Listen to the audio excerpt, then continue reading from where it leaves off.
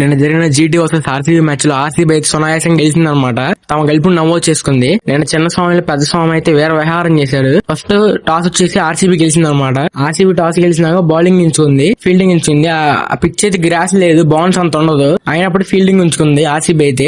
జీటీకి అయితే first batting వచ్చింది. GT అయితే ఫస్ట్ 4 hours డిఫెన్సింగ్ క్రికెట్ అయితే ఆడింది అనమాట. తన వికెట్ ని ఎక్కడ కోల్పోకుండా. ఎందుకంటే హిట్టింగ్ చేసి భువనేశ్వర్ కుమార్ లాంటి బౌలర్స్ అయితే కన్ఫర్మ్ వికెట్ వేస్తారని తెలుసు. ఎందుకంటే ఆ స్వింగ్ కి ఈజీగా మిస్టేజ్లు అవుతాయని. అందుకే వాళ్ళు టెక్నిక్ తో వచ్చి 4 hours డిఫెండింగ్ ఆడతారు బాగా. భువనేశ్వర్ కుమార్ సేపు డిఫెండింగ్ ఆడారు ఈజీగా. తర్వాత 4 hours తర్వాత సాయి సుదర్శన్ అయితే మొదలు పెట్టారు అనమాట కొడతాం. ఇంకా అది సూపర్ షాట్లు కొట్టారు, 4s గానీ 6s గానీ అంతా సూపర్ ఉంది. మరోవైపు అయితే శుభ్మన్ గిల్ అయితే కొంచెం స్ట్రగుల్ అవుతూనే ఉన్నాడు అనమాట. స్కోర్ అయితే అంతలా కొట్టలేకపోయారు శుభ్మన్ గిల్ అయితే.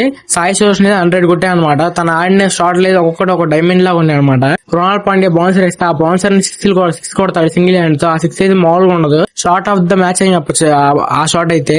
అది స్పిన్నర్లు కొట్టిన స్లాగ్ స్వీప్ గానీ అంత సూపర్ ఉన్నాయి అనమాట. తను కొట్టిన 100 కొట్టి అవుట్ అయ్యాడు అనమాట సాయి సుదర్శన్ అయితే. తర్వాత భువనేశ్వర్ కుమార్ అయితే బట్టల వికెట్ కూడా తీశాడు. తర్వాత షోర్ డెత్ ఓవర్స్ లో 3 hours అయితే ఆర్సీబీ టైట్ చేసింది అనమాట బౌలింగ్. అప్పుడు 20-30 రన్స్ సేవ్ చేసుకున్నా అని చెప్పొచ్చు. లేకపోతే జీటీ స్కోర్ 220, 230 గెలిపేది. ఆ 3 hours టైట్ చేయబట్టి కొంచెం స్కోర్ అయితే తగ్గింది అనమాట.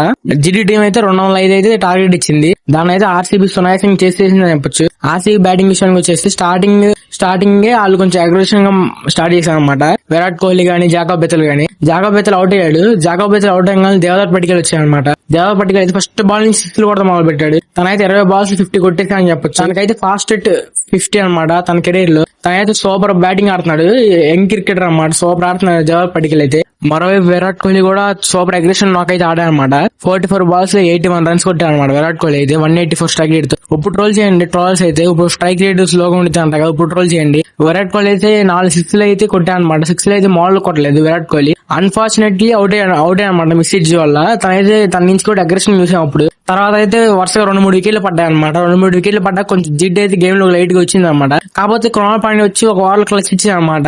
ఆ క్లచ్ వల్ల అయితే ఇంకా ఆర్సీబీ మ్యాచ్ అయిపోయింది ఈజీగా. అప్పుడు ఆర్సీబీ చేతిలో ఉంది మ్యాచ్ కూడా. కృణాల్ పాండ్యా కూడా వచ్చి బౌలింగ్ లో అంత చేయలేకపోయినా కృణాల్ పాండ్యా ఈసారి బ్యాటింగ్ లో చేసే క్లచ్ లాంటిది ఇచ్చారు కృణాల్ పాండ్యా అయితే. అదనమాట ఆర్సీబీ అయితే ఈజీ గెలిచింది అనమాట ఈ మ్యాచ్ లో అయితే.